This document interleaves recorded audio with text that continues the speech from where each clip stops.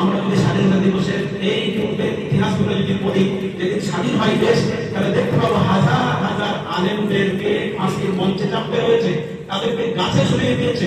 চাঁদনী চকের এমন কোনো গলি ছিল না, গলি যেখানে আলেমদেরকে, মোলামাদেরকে গাছের সাথে টাঙিয়ে দেওয়া হয়।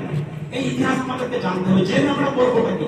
যদি পূর্বে আবার পরবর্তীতে যদি দেশ এদিকে চলে যায়, আমাদেরকেও জীবন দেওয়ার জন্য সকল ভারতবাসীকে প্রস্তুত থাকতে হবে। 1 নম্বর কাজ।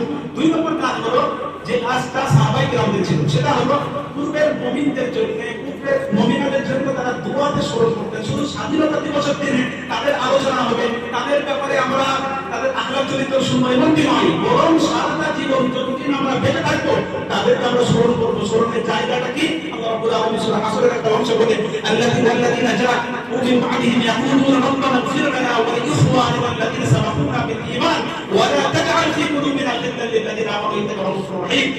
এর পরবর্তীতে যারা আসলো, অর্থাৎ সাহাবায়ে কেরামরা যখন আসলেন, তখন তাদের পূর্বের ঈমানদারদের জন্য তারা দোয়া করতেন। সুতরাং শাহ ওলিউল্লাহ, মুহাদ্দিস দেরবি, তিতুমি, আরো বিভিন্ন ব্যক্তিরা যারা সত্যিকার অর্থে সঠিক পন্থায় যুদ্ধ করেছে, ভারতকে স্বাধীন করেছে, তাদেরকে আমরা দুয়াতে ভুলে যাব না।